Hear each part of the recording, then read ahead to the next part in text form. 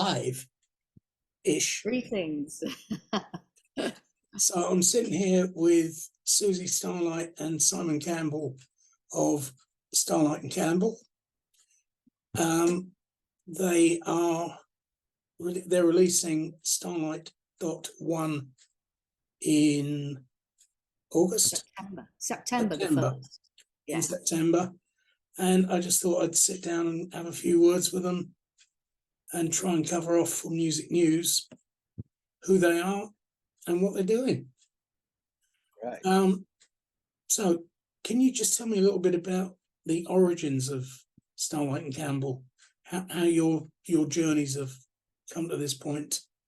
I think for Simon and I, we met on the Isle of Man. We weren't together for an item, but we ended up sort of in a band together and accidentally fell in love through the music, and the language really connected with us, the musical language. And we ran away together and started a whole new life together. We lived in France, and we've spent a lot of time living in Europe, in Spain. We ran a recording studio there, and we've really just, music's our heartbeat, it's our passion, it's our communal language, and we share that passion together, and I think that's Starlight and Campbell. Yeah. Okay. Simon, you've been on the scene for a long time, I believe. Well, you could say that, yeah. I mean, I picked my first guitar up when I was about 14, and I put it down again quickly.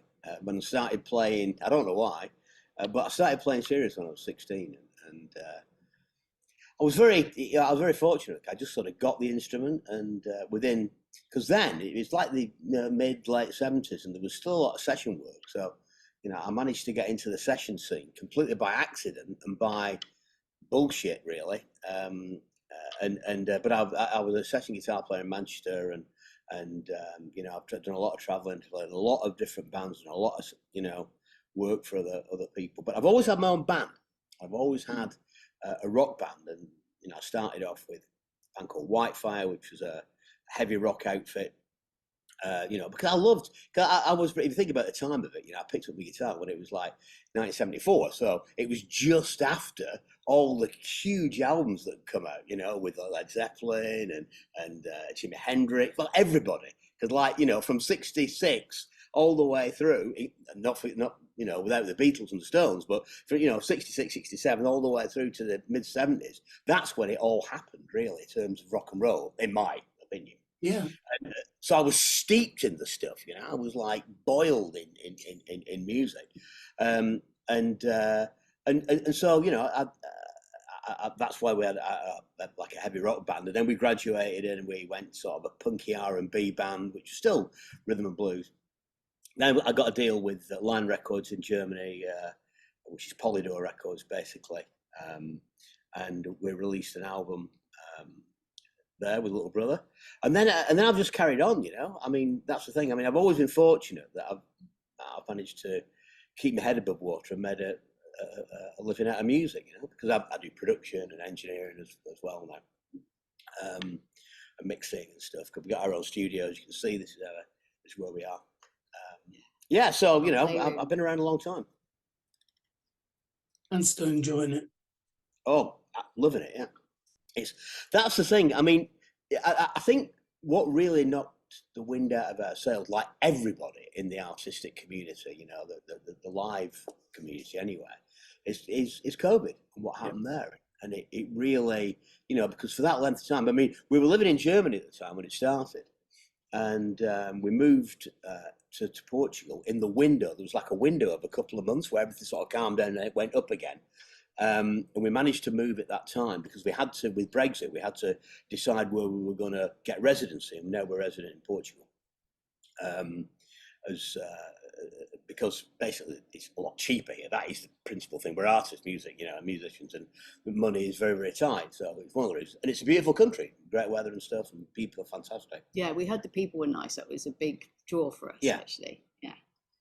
Yeah, so it's been a bit of a ride, really. That's the best word to describe it. Yeah. I think there's always a price to pay, though, because a friend of mine was saying, the other day, and I said, we are a long way from home. It is a long, long way away from our family. and we are family together with our 2 Labradors, and so it's not all sunshine, you know. That there are things that you miss and that you sacrifice, not being close to your children, you know. But it's the adventure that we've chosen, and it's a calling, you know. It's like this spiritual calling, really, where it's like oxygen. You've got to do it to breathe. Yeah. But it's continuing that big adventure. Yeah.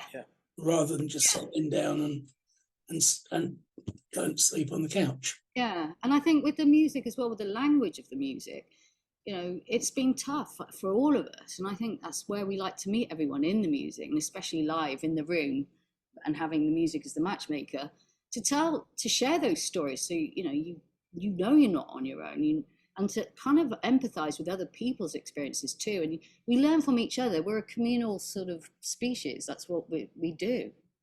Oh, we grew out probably with chimpanzees who are massively societal. Yeah, that's right. Yeah. Hence, something slightly to do with the artwork of the album. Yes, I did notice. Does that make us Mark II? Well, yeah, Mark something, certainly, yeah. Well, we were saying earlier, actually, I've just got to. It all started with a real dream, by the way, because actually, I had the dream where I had to rescue these 6 friendly chimpanzees who were living under the stairs from an alien frond that was trying to eat them. This was a real dream, and it started off from this vivid dream. The beginnings of Starlight One, and then we made a playlist of all our favorite songs just to soak ourselves like a milk bath of delight. So we had Osmy Tantes, we had Music Concrete, we had Jacques Brel, we had Scott Walker, we had Flaming Lips, we had everybody. And we called the playlist 6 Friendly Monkeys Living Under the Stairs.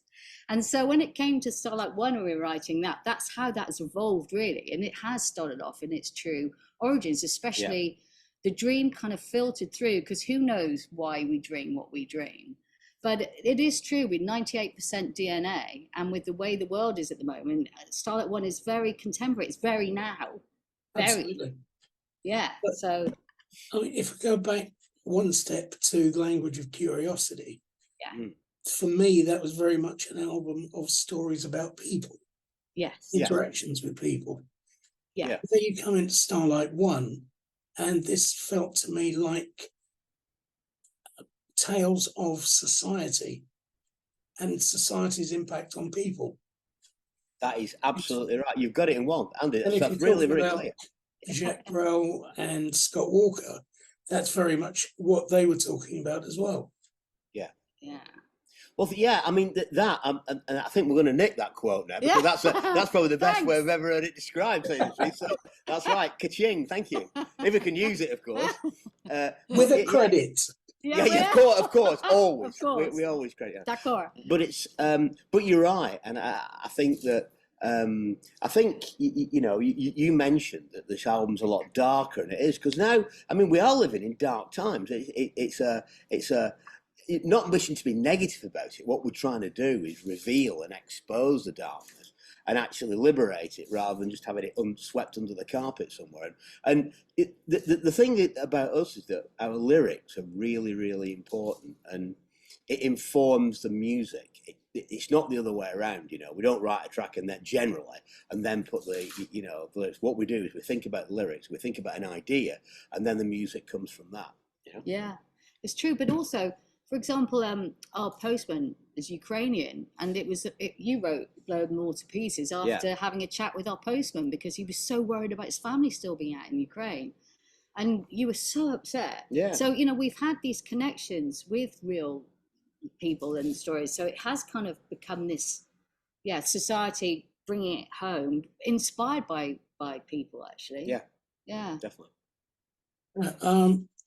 It's also, I would have said, it's moved more into the electronic vein. There's a lot more synth. I would have said a lot more production on the album.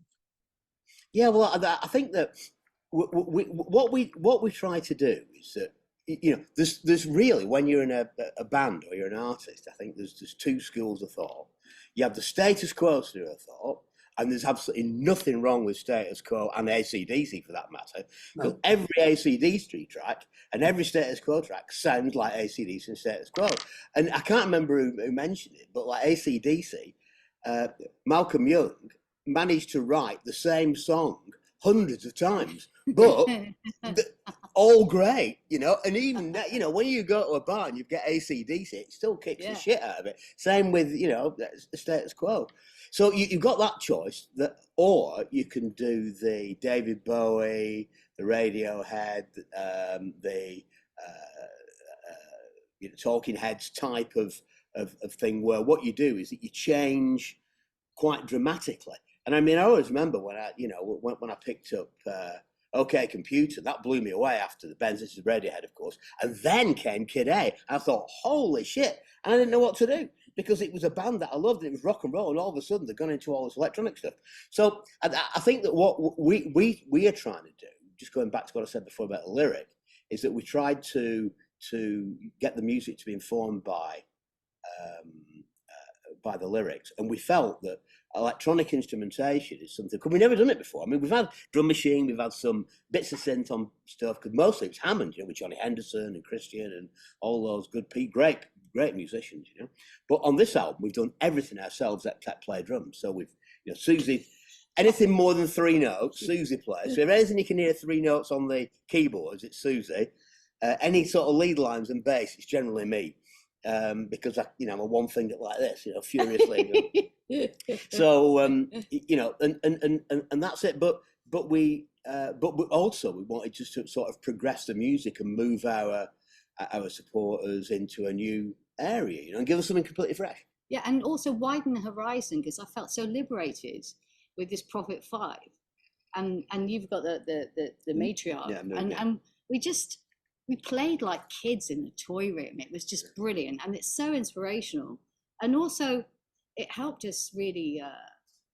It freshened us up, like going into a massive waterfall. You just feel refreshed. It's like, and you almost can't believe you've written something that way, because it just felt we were in this bubble of total inspiration, and very grateful for it, because we were like, you know, let's just roll with it, and let's just enjoy this kind of time.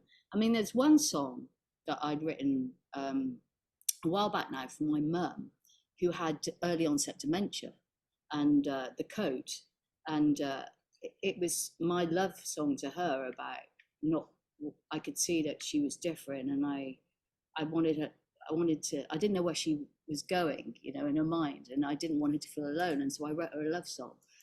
And it's taken me a few years really to think about when was the right time to really push to record it. And then when we came to record it, I completely changed around the feel of it again, and I made all the sounds at the beginning of the groove. It's me sort of going, oh, oh. And we broke it down, and it was originally on grand piano. Yeah, I've played this live on grand piano, and it was very much a classical piece and a very beautiful love song ballad, really. But it felt right to do that with the song, and so that's another meaning as well for me, because I'm thinking how, you know, we've so many people now that have lost or are losing loved ones to the cruel hands of this thief that steals someone right in front of you, and I wanted to share that love song with everyone, because everyone will know, and we can all hold each other in that, you know. So, but that, in a way, the music and the new instrumentation, it felt like it was the right time to bring this song onto the table, and I'm so glad that she's aboard Starlight One. Was she still around to hear it, or? Pardon? Has your mother heard it? Oh no, she died like 25 years ago. Oh right. But I it was really horrible. My father had a heart attack, and then my mum was diagnosed with early onset Alzheimer's, and I was like 23. So it was like a double whammy. But then it, you know, sometimes because you become almost a carer and you're making sure they're okay, you don't really want to put your grief into the path. It's about looking after them. But it was when we got together, and I felt like I needed to share this beautiful love with her. And I know that Mum, her name's Margaret, would have loved Simon. And so that's when I wrote the love song to her, because it felt like I needed to sort of bring her close, you know. Yeah. So yeah, it never goes away. You just, you know. No, but that for me is one of the things I've enjoyed about your music, is you can hear genuinely where some of these things are coming from. Yeah. Not necessarily the actual path, but the No. heart that's behind it. Yeah. It's been quite emotional actually in places, this album, hasn't it? Yeah. Oh yeah, very definitely. Sorry, I'm just looking at track. Everything I think is probably my favourite track on the album. Well, God, because Susie wrote it like in a one. She did the vocal in a one in one take, and it was. I just burst out crying. I was at the console here recording, because she does the vocal sort of over there.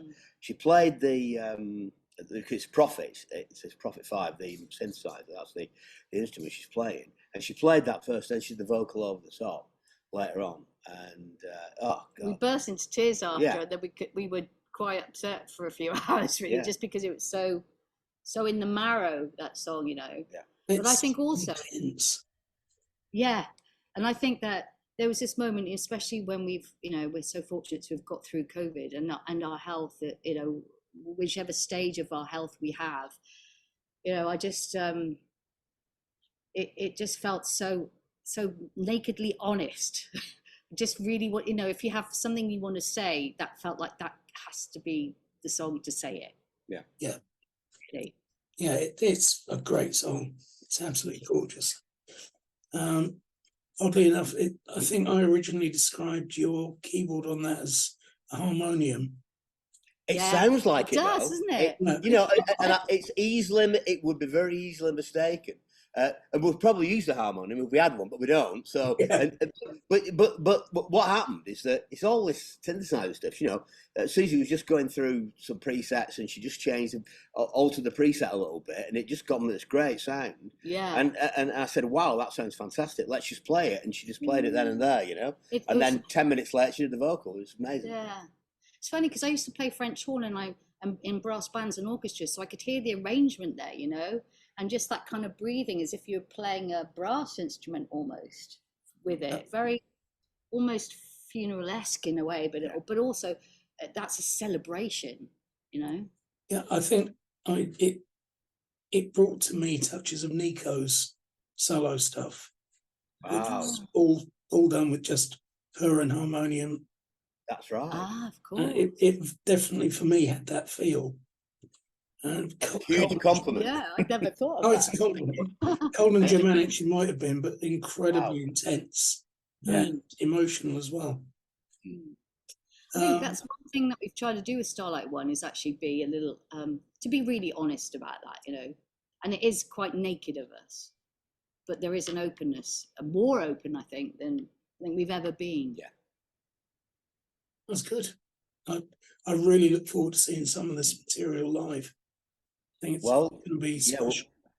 We've got a tour, of course. We're playing a couple of shows in the Greater London area. We're playing this in St Albans, which is the first night of the show at the Pioneer Club, and then of course we're playing the mighty Eel Pie Club. Yes, in Twickenham. We're so excited about that. So in fact, every day has its own beauty and meaning for us. So we're like, so we're on the road for a couple of weeks throughout the UK. So that'll be, you know, really interesting. And we've got this really special, like, multimedia one-off presentation at the Met in Bury, North Manchester, on the 6th of October. And that's because they've got this massive screen, so we can do a multimedia presentation. We're going to film it.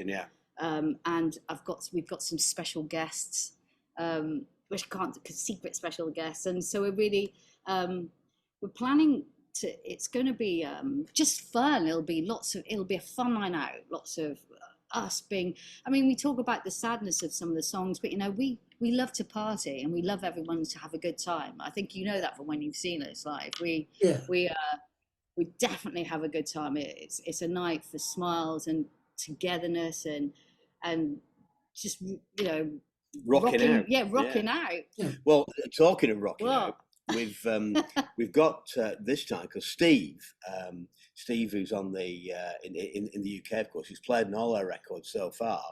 You know, he's in the UK, and he's a fantastic blues shuffle rock and roll drummer.